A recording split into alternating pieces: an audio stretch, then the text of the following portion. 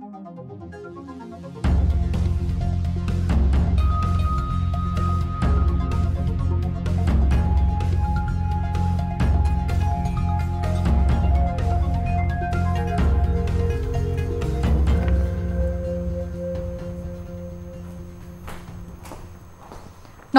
यो news 24 television prime time न्यूजमा स्वागत छ।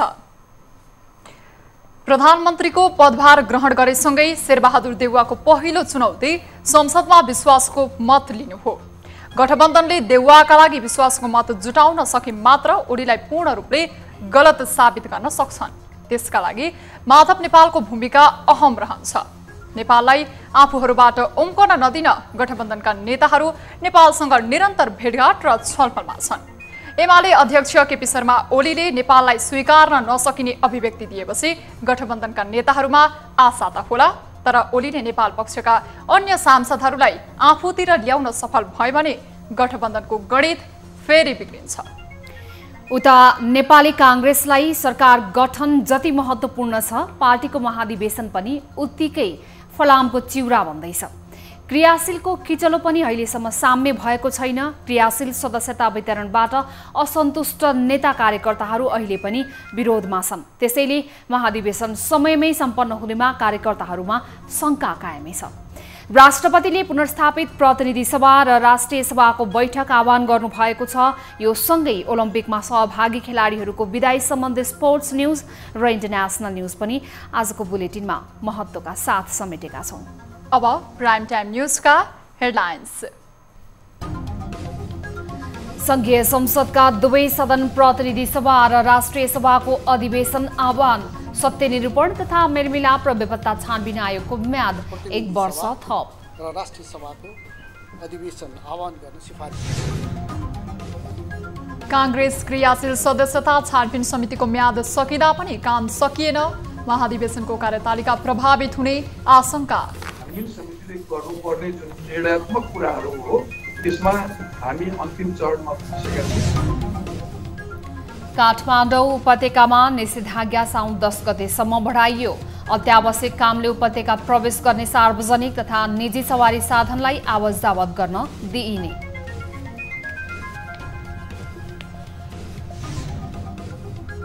नेपाल राष्ट्र बैंकको शोधानन्तर स्थितिमा घाटामा। जेठ मसान्तसम्ममा शोधानन्तर स्थिति 15 अर्ब 15 करोडले घट्यो।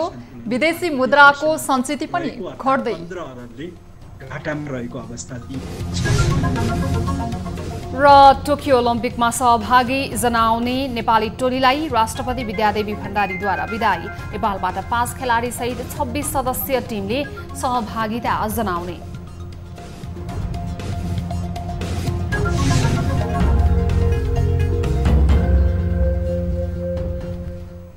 हामी निरन्तर न्यूजमा छौं। सरकारले आगामी साउन 3 गते संघीय संसदका दुवै सदन प्रतिनिधि सभा र राष्ट्रिय सभाको अधिवेशन आह्वान गरेको छ। प्रधानमन्त्री शेरबहादुर देउवाको सिफारिसमा राष्ट्रपति विद्यादेवी भण्डारीले साउन 3 गते आइतबार 4 बजे दुवै सदनको अधिवेशन आह्वान गर्नुभएको हो। यसअघि सिंहदरबारमा बिहीबार बसेको मन्त्री परिषदको बैठकले साउन 3 गते अपराह्न 4 बजे प्रतिनिधि सभा र राष्ट्रिय सभाको अधिवेशन बोलाउन सिफारिस गरेको सरकारका प्रवक्ता एवं कानून मन्त्री ज्ञानेन्द्र बहादुर कार्कीले जानकारी दिनुभयो। साउन 3 गते आइतबार अपराह्न 4 बजे अन्तर्राष्ट्रिय सम्मेलन केन्द्रमा प्रतिनिधि सभा र राष्ट्रिय सभाको अधिवेशन आह्वान गर्न सिफारिस गर्ने। गत जेठ 7 गते प्रधानमन्त्री केपी शर्मा ओलीको सिफारिसमा राष्ट्रपतिले गरेको प्रतिनिधि सभा विघटन सर्वोच्च अदालतले बदर गरेको थियो। सोमबार प्रतिनिधि सभा पुनर्स्थापना गर्दै सर्वोच्च अदालतले 7 दिनभित्र प्रतिनिधि सभा अधिवेशन बोलाउन आदेश गरेको थियो। राष्ट्रिय सभाको अधिवेशन पनि बुधबार अन्त्य गरिएको थियो।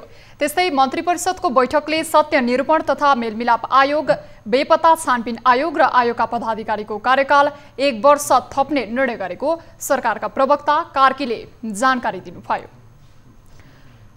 नेपाली कांग्रेसको 14औं महाधिवेशन पुनः प्रभावित हुने आशंका बढेको छ। क्रियाशील सदस्यताको विवाद नटुङ्गिएपछि महाधिवेशनबारे अन्यल बढेको हो। एक रिपोर्ट। क्रियाशील सदस्यता दोब्बर बनाउने घोषणा गरेको नेपाली काङ्ग्रेसमा क्रियाशील सदस्यताको विषय लम्बिएको छ। 13औं महाधिवेशनमा करिब 4,70,000 क्रियाशील सदस्यता रहेको काङ्ग्रेसमा 4.5 लाखले मात्र नवीकरण गरेका छन् भने करिब 4 लाख क्रियाशील सदस्यताको नयाँ आवेदन परेको छ। मधेसी जनअधिकार फोरम, राप्रपा लगायतका दलबाट समायोजन भएर आएको क्रियाशीलको विषयले पनि काङ्ग्रेसमा विवाद छ। 12 जिल्लाको विवादको विषयलाई लिएर केन्द्रीय कार्यालय सानेपामा धरना जारी छ। महाधिवेशन कार्यतालिका अनुसार क्रियाशील सदस्यता छानबिन समितिले असार 20 भित्रमा टुङ्ग्याउनु पर्ने भए पनि काम नसकिँदा 10 दिनको समय थप गरिएको थियो, जस अनुसार बिहीबार क्रियाशील सदस्यताको अन्तिम टुङ्गो लाग्नुपर्ने थियो। तर समितिले काम अझै सकेको छैन। तर समितिले भने क्रियाशील छानबिनको काम सकिसकेको र केही प्राविधिक विषय मिलाउन मात्र बाँकी रहेको दाबी गरेको छ। समितिले तयार गरेको प्रतिवेदन बुझाउनका लागि प्रधानमन्त्री समेत रहेका शेरबहादुर देउवासँग समय मागेको समितिले जानकारी दिएको छ। हाम्रो जुन छानबिन समितिले गर्नुपर्ने जुन निर्णयात्मक कुराहरू हो त्यसमा हामी अन्तिम चरणमा पुगिसकेका छौँ र अब हामीले केही प्राविधिक कुराहरू मिलाउनको लागि हामीलाई 1 दिन लाग्ला र अहिले हामी पार्टी सभापति र प्रधानमन्त्रीज्यूलाई चाहिँ यो प्रतिवेदन बुझाउनको लागि समय मागिरहेका छौँ। उहाँको समय उपलब्ध हुने बित्तिकै हामी हाम्रो प्रतिवेदन बुझाउने तयारी गरेका छौँ। महाधिवेशन कार्यतालिका अनुसार सभापति देउवाले बिहीबार हस्ताक्षर गरेर क्रियाशील सदस्यको अन्तिम नामावली निर्वाचन समितिलाई बुझाउनु पर्ने थियो। तर छानबिन समितिले काम नसक्दा टुङ्ग्याउन ढिलो गरेपछि महाधिवेशन प्रभावित हुने धेरैको आशंका छ। तर छानबिन समितिले भने आफूहरूको कारण महाधिवेशनको कार्यतालिका प्रभावित हुने अवस्था नआउने दाबी गरेको छ। हामीले छानबिन समितिको कारणबाट अथवा सदस्यता को अन्तिम किनारा नलागेको कारणबाट महाधिवेशन अवरुद्ध हुने अवस्थै छैन। हामीले निर्णय गर्नुपर्ने कुराहरू हामीले लगभग सबै टुङ्ग्याइसकेका अवस्था छ। सभापति देउवा प्रधानमन्त्री बनेसँगै काङ्ग्रेस महाधिवेशन भन्दा पनि सरकार गठनको छलफलमा केन्द्रित भएको छ। गठबन्धनको सरकारलाई समर्थन गरेका दलहरू र पार्टी भित्रैको संस्थापनेतर समूहलाई कसरी मन्त्रालय भागबण्डा गर्ने देउवाका सामु सबैलाई मिलाएर अघि बढ्ने चुनौती छ। मंगलबारदेखि बस्ने भनिएको काङ्ग्रेस पदाधिकारी बैठक निरन्तर स्थगित भइरहँदा भदौ 16 देखि 19 गतेसम्मका लागि तय भएको काङ्ग्रेसको 14औं महाधिवेशनको कार्यतालिका नै प्रभावित हुने हो कि भन्ने आशंकालाई बल पुगेको छ। न्यूज 24 टेलिभिजनका लागि टिभी जर्नालिस्ट जगन्नाथ दुलालको रिपोर्ट। आउँदो आर्थिक वर्षका लागि ल्याएको बजेट पारित नै नगरेर कर्णाली प्रदेशसभाको चालु तथा बजेट अधिवेशन अन्त्य भएको छ। मन्त्री परिषदको सिफारिस अनुसार प्रदेश प्रमुख गोविन्द प्रसाद कलौनीले बुधबार राति 12 बजेदेखि संसद अधिवेशन अन्त्य गर्नुभएको हो। सरकारले असार 1 गते 36 अर्ब 54 करोड 66 लाख 36 हजार रुपैयाँ बराबरको बजेट ल्याएको थियो। प्रमुख प्रतिपक्ष दल एमाले सरकारले दलीय व्यवस्था मिचेको र आफ्ना सांसदलाई मन्त्री बनाएको भन्दै प्रदेशसभाको बैठक अवरोध गर्दै आएको थियो। सरकारले बजेट ल्याएको 1 महिनापछि अधिवेशन अन्त्य गरेर अध्यादेश मार्फत बजेट ल्याउने तयारी गरेको छ। यता सत्तारूढ सांसद र सरकारका मन्त्रीहरूले लुम्बिनी प्रदेशसभाको बैठक बहिष्कार गरेका छन्। सत्ता पक्षले नै बैठक छोडेर हिँडेपछि सभामुख मुडाबहादुर घरतीले प्रदेशसभाको बैठक आधा घण्टाका लागि स्थगित गर्नुभएको थियो। प्रदेश सभामा लामो समयदेखि सरकार अल्पमतमा छ कि बहुमतमा छ भन्ने विवाद जारी छ।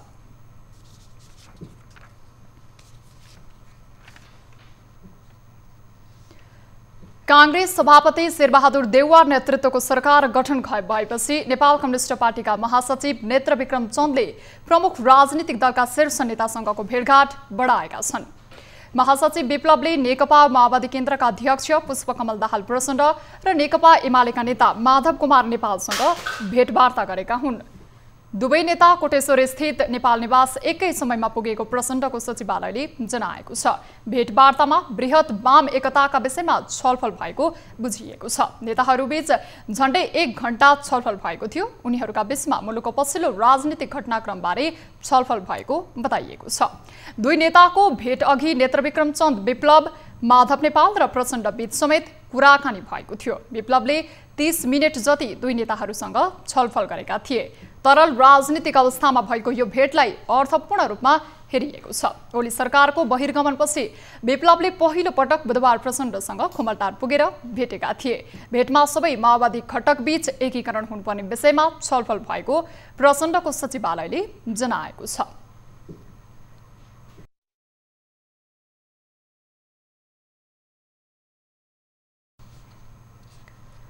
नेपालमा बिहिबार थप 2676 जनामा कोरोना भाइरसको संक्रमण पुष्टि भएको छ।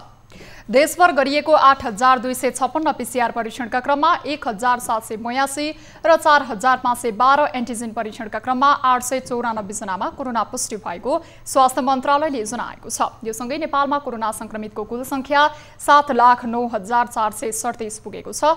त्यस्तै कोरोनाका कारण थप 33 जनाको मृत्यु भएको छ। हालसम्म नेपालमा 9,463 जनाको कोरोनाका कारण मृत्यु भएको छ। त्यस्तै थप 1,700 संक्रमित निको हुँदा हालसम्म नेपालमा 6,26,468 जना संक्रमित निको भएका छन्। हाल 26,639 सक्रिय संक्रमित आइसोलेसनमा र 292 जना क्वारेन्टिनमा छन्। हालसम्म नेपालमा 34,46,586 वटा पीसीआर र 2,52,054 वटा एन्टिजेन परीक्षण भएको स्वास्थ्य मन्त्रालयले जनाएको छ।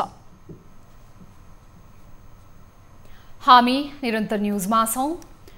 सर्वोच्च अदालतले नेत्रविक्रम चन्द समूहका नेता हेमन्त प्रकाश ओलीलाई साधारण तारिखमा थुनामुक्त गर्न आदेश दिएको छ।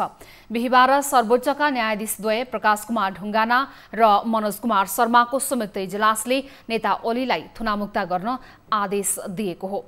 नक्खु-स्थित एनसेल मुख्यालयमा बम विस्फोट गराएको आरोपमा हात हतियार तथा खरखजाना विस्फोटक पदार्थ, राजद्रोह र संगठित अपराध सम्बन्धी कसुरमा जिल्ला अदालत ललितपुरले उनलाई 2076 जेठ 10 गते पूर्वपक्षका लागि थुनामा पठाएको थियो। जिल्ला अदालतको उक्त आदेश बेरितको रहेको भनी ओलीले 2076 जेठ 16 गते नै उच्च अदालत पाटनमा निवेदन दिएका थिए। उच्च अदालतले ओलीलाई पूर्वपक्षका लागि थुनामा राख्ने जिल्ला अदालतको आदेश मिलेकै देखिएको भनी सदर गरेको थियो। त्यसविरुद्ध ओलीले सर्वोच्च अदालतमा निवेदन दिएका थिए। ओली हाल मुटुको उपचारका लागि शहीद गङ्गालाल राष्ट्रिय मुटु रोग केन्द्रमा उपचारमा छन्। सर्वोच्च अदालतले जीवन रक्षार्थ मानवीय दृष्टिकोणबाट संवेदनशील भई अस्पताल भर्ना भएको अवस्थामा थुनामै राखी मुद्दाको पूर्वपक्ष गर्न लगाउनु मानवीय दृष्टिले बेमानसिब देखिएको ठहर गरेको छ। ओलीलाई नक्खु-स्थित एनसेल मुख्यालयमा बम विस्फोट गराएको आरोप छ।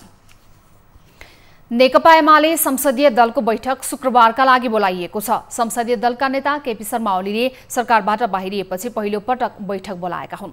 सर्वोच्च अदालतले साउन 3 गते प्रतिनिधि सभाको बैठक बोलाउने आदेश दिएका कारण पुनर्स्थापित प्रतिनिधि सभामा एमालेको भूमिकाबारे छलफल गर्न बैठक बोलाइएको हो। उक्त बैठकमा कांग्रेस सभापति शेरबहादुर देउवालाई समर्थन गर्ने माधव कुमार नेपाल पक्षका 23 जनालाई पनि बोलाइएको छ।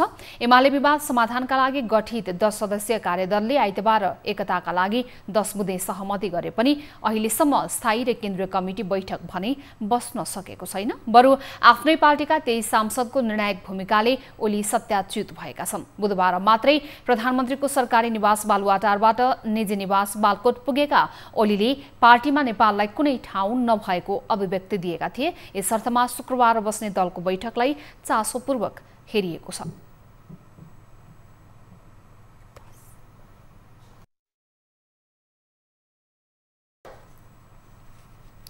आर्थिक वर्ष 77-78 मा प्रदेश 1 को भूमि व्यवस्था कृषि तथा सहकारी मन्त्रालयले 80% बजेट खर्च गरेको छ। बिहिबार विराटनगर स्थित भूमि व्यवस्था कृषि तथा सहकारी मन्त्रालयमा आयोजित प्रगति सार्वजनिकरण कार्यक्रममा प्रदेश मन्त्रालयलाई आर्थिक वर्ष 77-78 मा छुट्याइएको 2 अर्ब 26 करोड 21 लाख बजेट मध्ये 1 अर्ब 81 करोड 28 लाख रुपैयाँ खर्च गर्न सकिएको मन्त्रालयका प्रवक्ता डाक्टर राजेन्द्र उप्रेतीले जानकारी दिनुभएको छ। सो मन्त्रालयलाई 3 अर्ब 83 करोड 16 लाख रुपैयाँ बजेट छुट्याइएकोमा कोरोना महामारीका कारण 50% बजेट कटौती गरिएको थियो। आर्थिक वर्ष 76-77 मा 35% मात्र बजेट खर्च गरिएको थियो। कृषकहरूलाई तत्कालका लागि सहकारी मार्फत नै अनुदान दिने व्यवस्था मिलाइएको उहाँले बताउनुभयो। व्यवस्था गरेका छौं।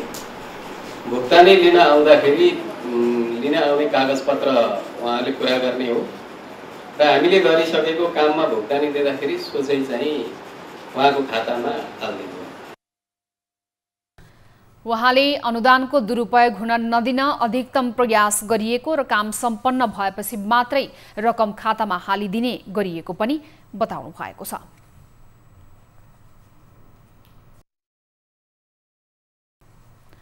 नेकपा एमालेका वरिष्ठ नेता माधव कुमार नेपाल पक्षधर युवाहरूले अखिल फोर्स गठन गरेका छन्। अध्यक्ष केपी शर्मा ओली निकट युवाहरूले युथ फोर्स बिउत्याएपछि नेता नेपाल निकट युवाहरूले पनि अखिल फोर्स गठन गरेका हुन्। नेपाल निकट अखिल नेपाल राष्ट्रिय स्वतन्त्र विद्यार्थी युनियन अनिराज सोभेउले काठमाडौँमा उपत्यका स्तरीय कार्यकर्ता भेला गर्दै बिहिबार अखिल फोर्स बनाएका हुन्।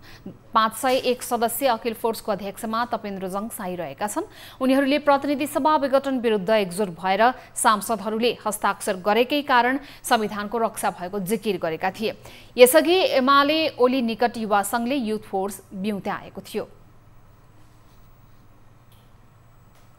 ट्राफिक महाशाखाले ट्राफिक कारबाहीमा परेर सवारीको कागजपत्रहरू लिन जाने कार्यालयको बारेमा जानकारी गराउने उद्देश्यले डकुमेन्ट ट्र्याकिङ सिस्टम सञ्चालनमा ल्याएको छ।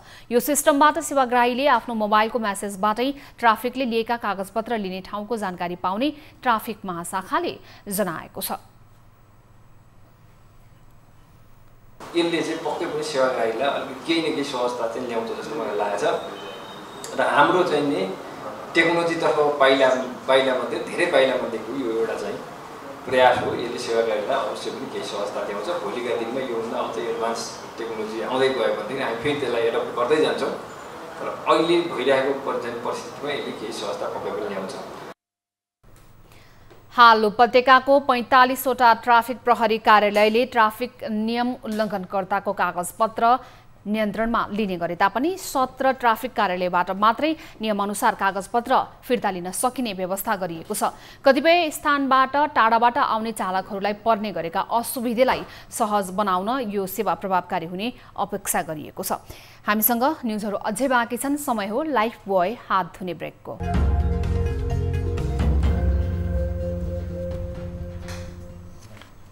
हामी निरन्तर न्युजमा छौं। प्रधानमन्त्री तथा मन्त्री परिषदको कार्यालयमा बिहिबार अपराह्न प्रधानमन्त्री शेरबहादुर देउवाले गठबन्धनका शीर्ष नेताहरूसँग छलफल गरेका छन्। छलफलमा कांग्रेसबाट महामन्त्री पूर्णबहादुर खड्का, माओवादी केन्द्रबाट अध्यक्ष पुष्पकमल दाहाल प्रचण्ड, नेता कृष्णबहादुर महरा, जसपाबाट अध्यक्ष उपेन्द्र यादव र जनमोर्चाबाट अध्यक्ष चित्रबहादुर केसी सहभागी थिए। नेताहरूले प्रधानमन्त्री देउवालाई निवर्तमान प्रधानमन्त्री केपी शर्मा ओलीले गरेको गल्ती नदोहोर्याउन सुझाव दिएका छन्। जवाफमा देउवाले आफू गठबन्धनको भावनालाई आत्मसात गर्दै सबैको सुझाव र सल्लाहमा चल्ने बताए। कोभिड-19 संक्रमण रोकथामका लागि काठमाडौँ उपत्यकामा जारी निषेधाज्ञा साउन 10 गतेसम्म थप भएको छ। बिहिबार काठमाडौँ, भक्तपुर र ललितपुरका जिल्लाका प्रमुख जिल्लाधिकारीहरूको संयुक्त बैठकले 10 दिन निषेधाज्ञा थप गर्दै केही प्रावधानहरू अझै खोकुलो बनाउने निर्णय गरेको छ।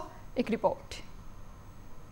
अब काठमाडौँ उपत्यकामा प्रवेश गर्ने सवारी साधनका लागि जिल्ला प्रशासन कार्यालयको पास नचाहिने भएको छ। यसअघि प्रशासनको पास अनिवार्य गरिएको थियो। अत्यावश्यक काम विशेषले उपत्यका प्रवेश गर्ने सार्वजनिक तथा निजी सवारी साधनलाई आवत जावत गर्न दिने जिल्ला प्रशासन कार्यालय काठमाडौँले जनाएको छ। लामो दूरीमा यातायात सञ्चालन गर्ने प्रस्ताव भने मन्त्री परिषदमा पठाइएको छ। लामो दूरीको यातायात सञ्चालन गर्ने सम्बन्धमा चाहिँ हामीले सीसीएमसीमा सिफारिस गरेको छ। सीसीएमसीले नेपाल सरकार मन्त्री परिषदमा सिफारिस गरिसकेको हुँदा अब नेपाल सरकार मन्त्री परिषदबाट निर्णय भए बमोजिम त्यो लागू हुनेछ। अन्य चाहिँ अब साविक बमोजिमकै सबै व्यवस्थाहरू छन्। निषेध गरिएका गतिविधिहरू सबै प्रकारका सभा सम्मेलन, cinema hall, party palace, dance bar, नाचघर, क्लब लगायत धेरै मानिस भिडभाड हुने क्षेत्र खोल्न नपाइने, खुल्ला स्थानमा मानिसहरू भेला भई भिडभाड गर्न, जुलुस, जात्रा, महोत्सव, भोज भतेर लगायतका क्रियाकलाप गर्न नपाइने, पुजारीबाट हुने नृत्य पूजा बाहेक अन्य धार्मिक तथा सांस्कृतिक गतिविधिहरू सञ्चालन गर्न नपाउने, शैक्षिक संस्थाहरू भौतिक उपस्थितिमा पठन पाठन गराउन नपाउने, स्थानीय ढुवानी बिहान 9 बजेदेखि 11 बजेसम्म र अपराह्न 4 बजेदेखि 7 बजेसम्म सञ्चालन गर्न पाउने, सञ्चालन गर्न पाउने गतिविधिहरू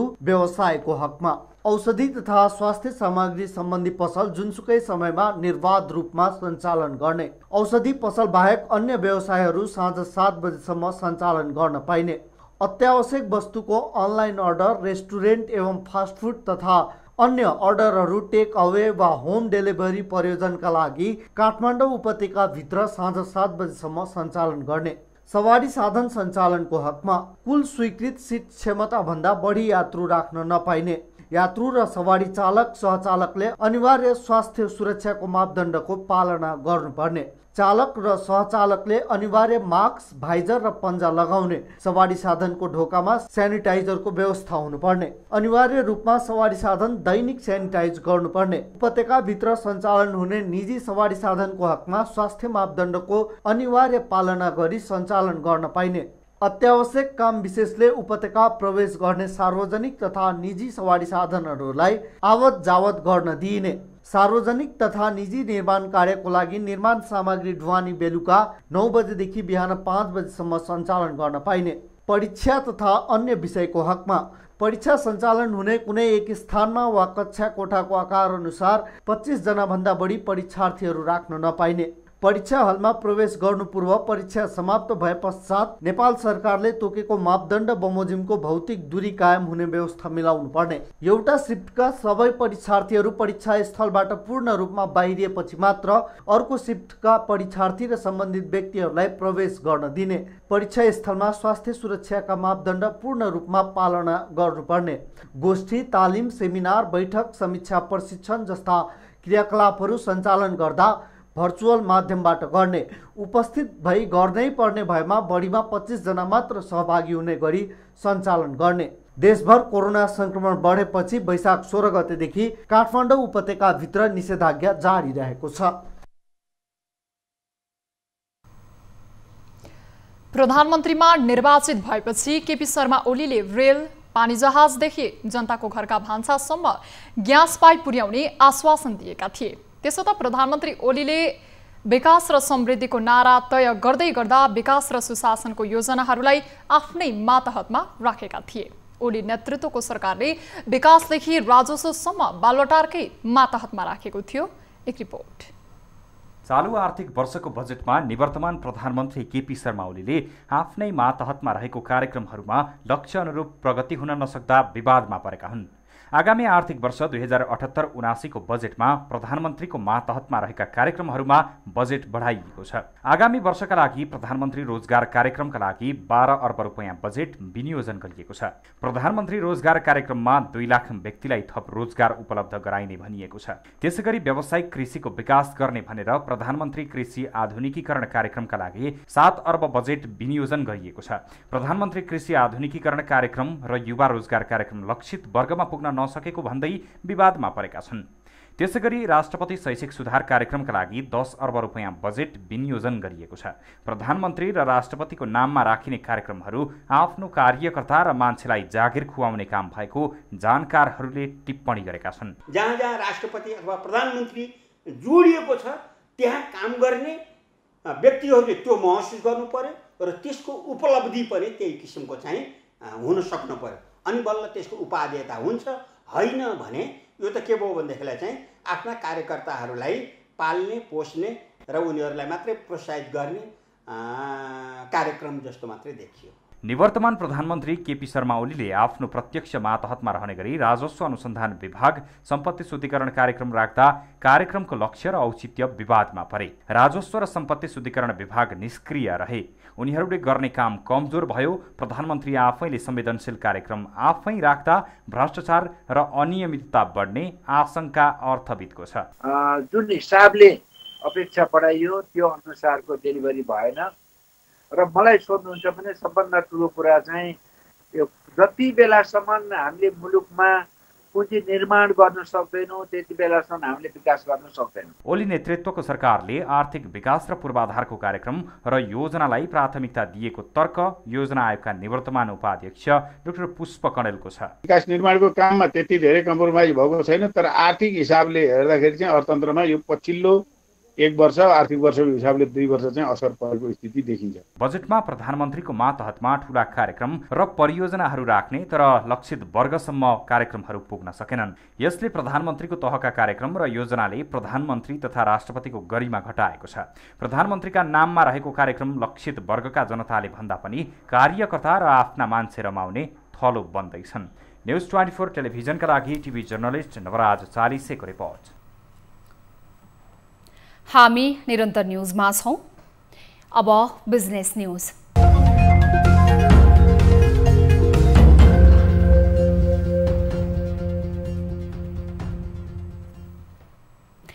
करिब 2 वर्षपछि देशको शोधनान्तर स्थिति घाटामा पुगेको छ।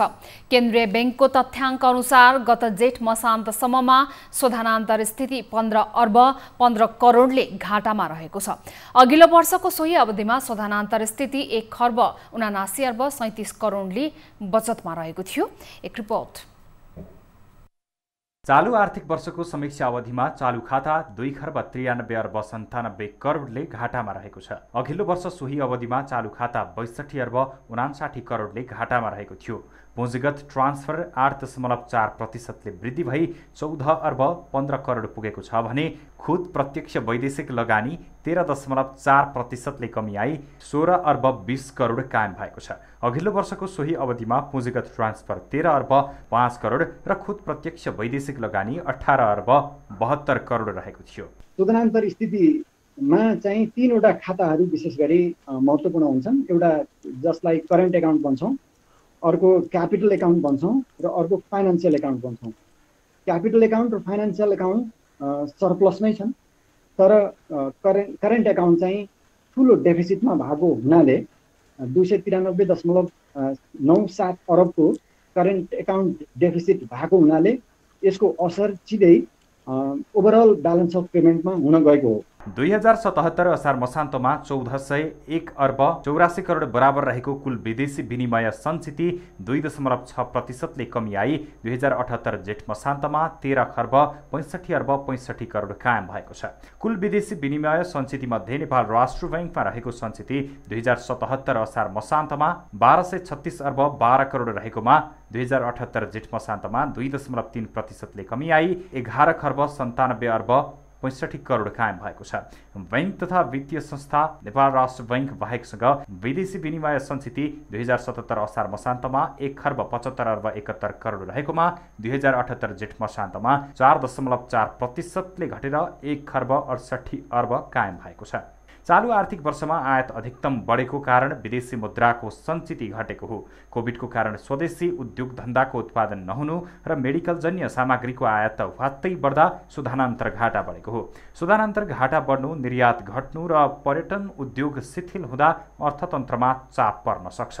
आयातको भोल्युम पनि ठुलो हुनु र यसको वृद्धि पनि 25%ले भएको कारणले विदेशी मुद्राको चाहिँ अलिकति भुक्तानी बढ्न गयो र जसको कारणले विदेशी मुद्राको आर्जन भन्दा विदेशी मुद्राको खर्च यो अवस्थामा यो अवधिमा बढी भएको कारणले अघिल्लो वर्षको तुलनामा यो वर्ष चाहिँ भुक्तानी चाहिँ सन्तुलन नेपालको विपक्षमा रहेको अर्थात् 15 अरबले घाटामा रहेको अवस्था छ।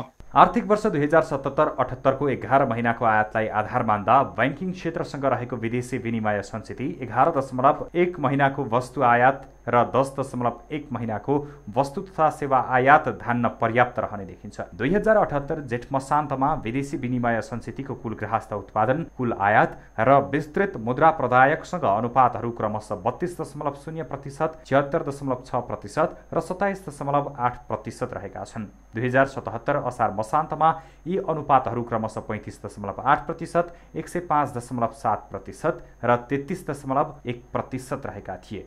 न्युज 24 टेलिभिजनका लागि टिभी जर्नलिस्ट राजन ढकालको रिपोर्ट। अब स्पोर्ट्स न्युज।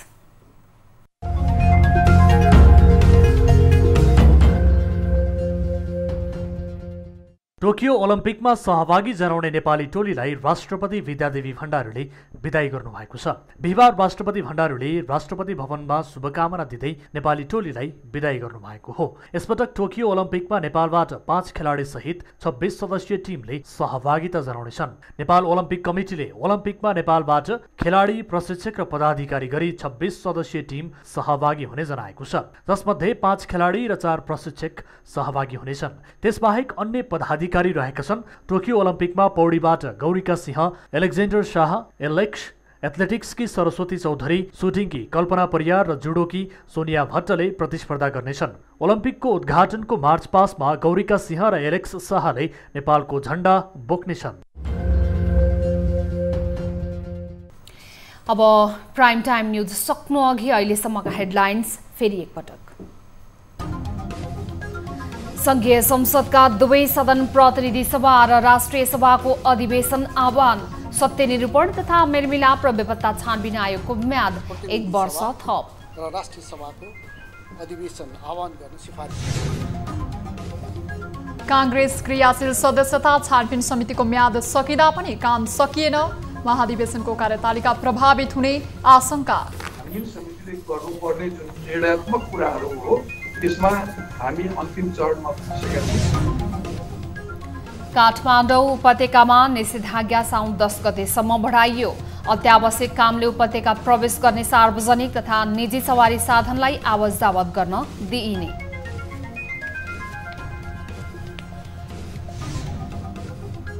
नेपाल राष्ट्र बैंकको शोधानन्तर स्थितिमा घाटामा, जेठ मसान्तसम्ममा शोधानन्तर स्थिति 15 अर्ब 15 करोडले घट्यो। विदेशी मुद्राको सञ्चिति पनि घट्दै घाटामा रहेको अवस्था र टोकियो ओलम्पिकमा सहभागी जनाउने नेपाली टोलीलाई राष्ट्रपति विद्यादेवी भण्डारीद्वारा विदाई। नेपालबाट 5 खेलाडी सहित 26 सदस्यीय टिमले सहभागिता जनाउने।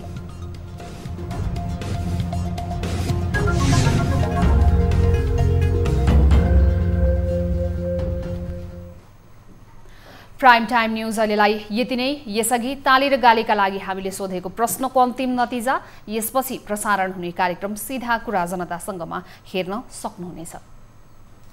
थप न्यूजका लागि हाम्रो वेबसाइट www.news24nepal.com हेर्नुहोला।